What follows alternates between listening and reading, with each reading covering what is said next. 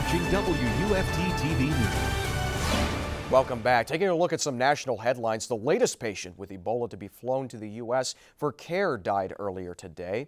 Dr. Martin Salia, a legal U.S. resident, somehow became infected with the deadly virus while working in Africa.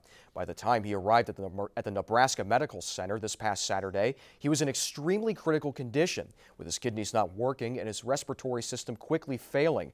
Doctors gave Salia 2 experimental therapies, ZMapp, and a plasma transfusion from an unnamed Ebola survivor the night he arrived in Omaha. Salia was the 10th person to be treated in the U.S. for Ebola and only the 2nd known to have died from the disease on U.S. soil. Ebola has killed more than 5,000 in Africa. This could be the week that President Obama uses his executive powers to order big changes in immigration policy and allow millions of people to stay in the U.S. legally without citizenship or green cards. And that has many Republicans angry. Republicans are warning against executive action, but in the national exit poll on Election Day, 57% of the voters supported immigrants being able to apply for legal status. One order by the president could end that by stopping the deportation of undocumented parents if their children are citizens born in the U.S. The president says he would prefer a new immigration law, but Republicans say no to any amnesty bill and warn that they'll block funding for any executive action. And taking a look at what's going on around the world, an Islamic State video that claimed an American aid worker was beheaded has been confirmed by U.S. officials. The terrorist group also released a more graphic video where 14 men, including American hostage Peter Kassig, were beheaded. Kassig was a former Army Ranger who returned to the Middle East as a medic to help people in Syria. He was kidnapped almost a year ago and held hostage. Since then, he converted to Islam and even changed his name to Abdul Rahman Kassig. President Obama calls the beheading an act of pure evil. NBC reports IS still holds other Western hostages.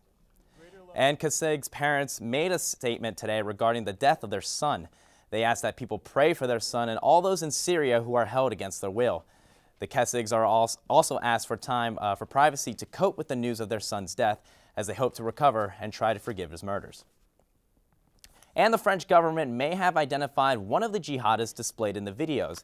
Analysis of French intelligence suggests one of the men may be Maxime Hachard, a French citizen who went to Syria in August 2013. A British father also suggests his son, a medical student by the name of Nasser Muthana, is among the 14-man group responsible for the mass beheadings.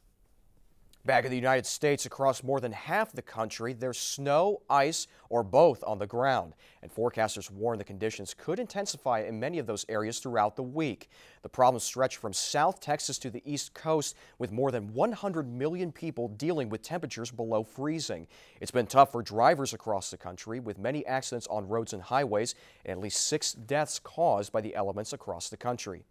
And the Arctic weather is making its way to north-central Florida. Let's chat back with Sean, who's tracking the latest temperatures to find out how low they're expected to drop. Zach, temperatures are going to be dropping through the 30s, even to 20s in some spots later in the week. Likely multiple records will fall. You can see the cold front making its way on in and cold weather in behind it. I'll let you know when you can expect these cold temperatures coming up after the break.